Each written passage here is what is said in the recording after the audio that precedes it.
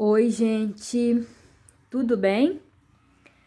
Turma, a gente agora vai parar, né? Paramos, na verdade, de estudar a deriva continental. Já vimos como é que os continentes se separaram, o motivo deles terem se separado.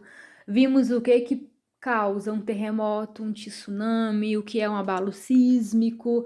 Vimos um pouquinho da escala Richter. Vamos agora falar sobre a nossa atmosfera.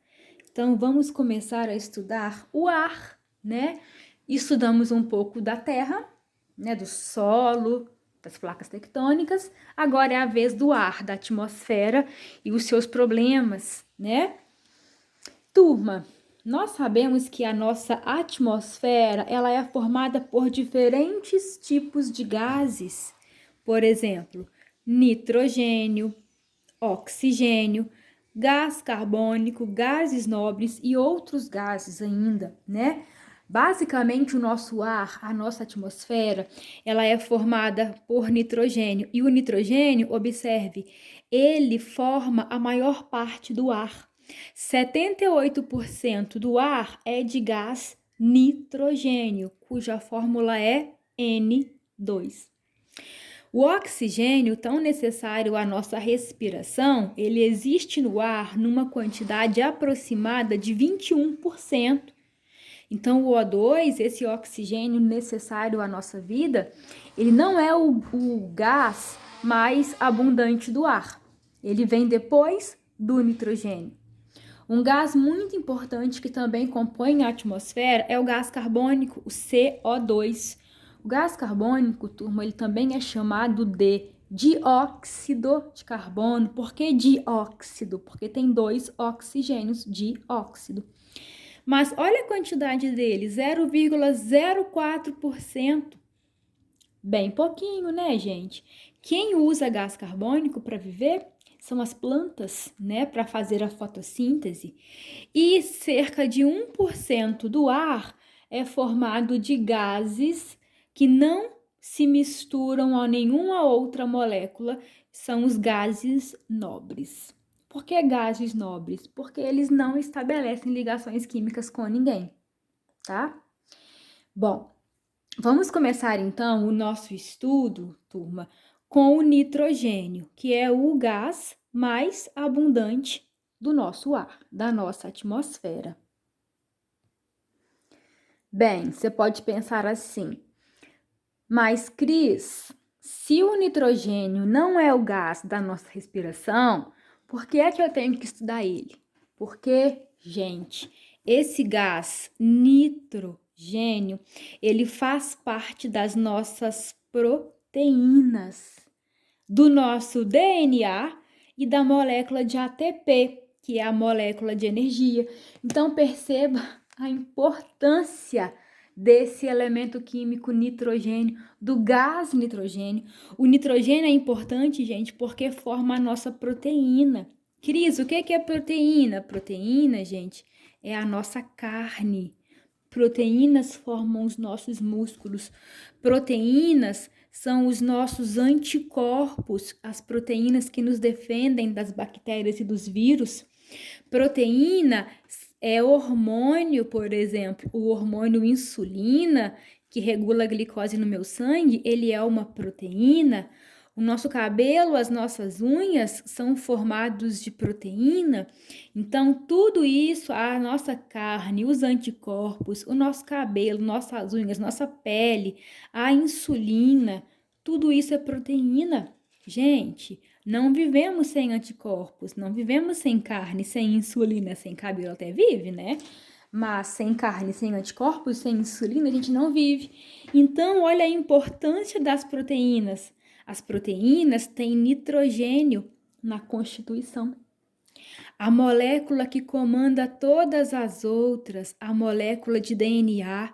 O DNA é a molécula da vida. O DNA, gente, ele tem nitrogênio na composição.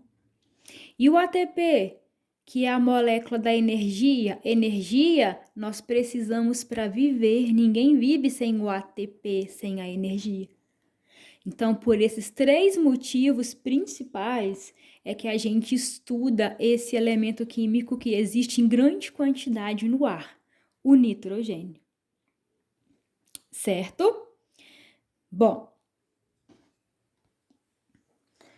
o nitrogênio, então, turma, ele é necessário para todos os seres vivos, porque ele faz parte da proteína, do DNA e do ATP. E como é que os seres vivos adquirem esse nitrogênio, já que ele está no ar? Turma, vamos começar pelas plantas, tudo bem?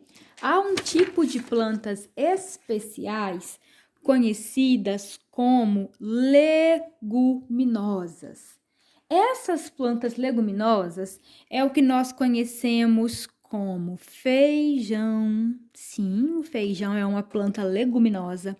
É o que nós conhecemos como soja, como ervilha, lentilha, amendoim. Todas são plantas leguminosas. O que essas plantas têm de especial? Gente, se você observar, olha aqui um exemplo de uma planta leguminosa. O que ela tem de diferente? As raízes. As raízes das plantas leguminosas, elas apresentam essas bolotas, essas bolinhas, que são nódulos. São caroços, são bolas, são nódulos.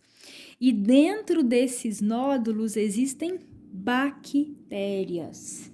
Bactérias boas, tá? Não são bactérias que causam doença, não.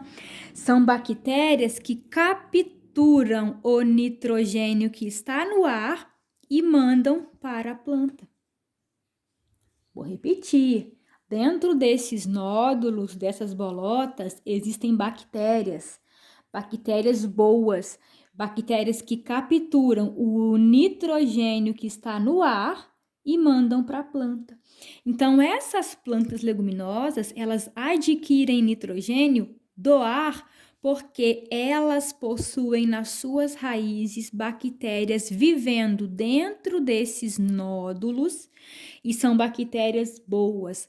Bactérias que, olha aqui o desenho que eu fiz, elas pegam o N2 que está no ar, essas bactérias capturam esse nitrogênio e enviam para a planta. O que a planta faz com o nitrogênio? Proteína, DNA, energia, e assim a planta sobrevive. Entendido, gente?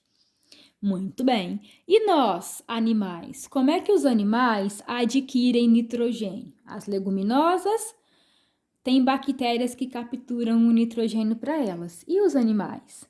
Vamos ver aqui comigo a figura 6 da apostila para a gente entender como os animais obtêm nitrogênio. Os animais, como nós, como esse coelhinho aqui, ó, da figura 6, da página 70, os animais obtêm nitrogênio da alimentação. Então, por exemplo, esse coelho, ele é um animal herbívoro, então ele come planta. De onde que ele vai tirar o nitrogênio? Da planta que ele se alimentar. Então, os animais, os seres humanos, a gente obtém nitrogênio para fazer proteína, DNA e energia dos alimentos. Então, a cadeia alimentar, ela transfere o nitrogênio de um ser para outro. Agora, vamos ver algo muito, mas muito importante, tá? No solo, no chão, na terra, turminha, existem bactérias especiais em capturar o nitrogênio. Observe aqui ó, o desenho delas. No solo é cheio de bactérias que capturam nitrogênio. Então, observe aqui a seta. Eu tenho o nitrogênio, tá lá na atmosfera, ele tá no ar, nitrogênio no ar. As bactérias vão capturar o nitrogênio do ar, segue a seta, e vão, gente, trazer esse nitrogênio para o solo. Então, as bactérias, elas conseguem pegar o nitrogênio do ar e transferir esse nitrogênio para o solo. Elas transformam o nitrogênio em compostos nitrogenados no solo. E aí, esses compostos nitrogenados que estão no solo, eles são absorvidos pelas plantas não leguminosas. Observe que é uma árvore e observe que as raízes dela não têm aquelas bolotas cheias de bactérias boas para capturar o nitrogênio. Então, essa planta, que não é uma leguminosa, ela absorve o nitrogênio do solo. E quem colocou o nitrogênio no solo? As bactérias fixadoras de nitrogênio do solo. Interessante? Demais, né? Agora, observe aqui no cantinho. Aqui no cantinho eu tenho uma leguminosa. Como é que eu sei que é uma leguminosa? Porque eu tô vendo as raízes e as raízes, olha, tem as bolotinhas, os nódulos de bactérias que fixam o nitrogênio do ar. Então, por exemplo, essa planta aqui é um pé de feijão, um pé de soja, né? Que vai pegar as bactérias que vivem nas raízes delas, pegam o nitrogênio do ar e mandam para a planta. Agora, esse tipo de planta aqui, que não tem os nódulos, ela não consegue pegar o nitrogênio do ar. Ela precisa de bactérias que capturam o nitrogênio para o solo e ela absorve do solo o nitrogênio capturado pelas bactérias. Os animais obtêm nitrogênio na cadeia alimentar, se alimentando de plantas ou de outros animais. Entendido? Tranquilo até aqui? Então vamos adiante. Turma, o ser humano, que não é bobo nem nada, né? Somos extremamente inteligentes em relação a outros animais. O ser humano descobriu uma forma de fertilizar o solo, uma forma de deixar o solo bom para cultivar outras espécies. Um tipo de adubação chamada adubação verde. Adubar, gente, é colocar adubo. Adubos são fertilizantes, né? Então, adubação consiste em colocar adubo no solo. E por que adubação verde? Porque quer dizer que é um tipo de adubação natural, que não usa fertilizantes fabricados em laboratório, não usa fertilizantes químicos. E essa adubação verde que consiste em colocar um adubo natural na terra, ele é feito com as plantas leguminosas. Aquelas que têm, olha, os nódulos de bactérias que fixam o nitrogênio. Então, vamos relembrar aqui. Nós acabamos de entender que o nitrogênio, ele é o gás mais abundante do ar. E essas plantas leguminosas têm uma adaptação que é conviver com bactérias boas aqui nas raízes delas. São bactérias que pegam o nitrogênio, capturam e mandam para a planta. São bactérias que pegam o nitrogênio do ar, capturam e mandam para a planta. Então, gente, essa leguminosa, ela é uma planta cheia de N2, cheia de nitrogênio. E o nitrogênio, já vimos que é importante porque ele faz parte das proteínas dos seres, do DNA e do ATP. Então, na verdade, o nitrogênio, ele é um excelente adubo. Aí, o que o homem pensou? Na adubação verde. O que é a adubação verde, então? Depois que, por exemplo, a roça do feijão, depois que colheram o feijão, ao invés de cortar, tacar fogo em tudo e vir com fertilizante naquele solo, eles simplesmente cortam as leguminosas e deixam essas plantas apodrecerem em cima do solo. Por quê? O que vai acontecer? As bactérias decompositoras, na hora que estiverem decompondo essa planta aqui, ela não é cheia de nitrogênio? Então, esse nitrogênio que está no corpo da planta, ó, ele vai voltar para o solo. Isso é a adubação verde. Então, a adubação verde consiste em deixar as plantas leguminosas, como essa aqui, como o feijão, a soja, a ervilha, a lentilha, o amendoim, deixar as plantas leguminosas se decomporem no solo naturalmente. Então, deixa essa planta aqui apodrecer lá no solo, se decompor, para que o nitrogênio que está no corpo dela, na folha, no caule, nas raízes, ele retorne ao solo. É uma forma, gente, de adubar, de deixar a terra fértil, boa para plantar milho, cenoura, beterraba, quiabo. E é uma forma que eu não estou usando o adubo químico, porque o adubo químico ele é ruim para o solo a longo prazo. Ele contamina a água, contamina o lençol freático. O adubo natural não, a adubação verde, ela é ótima.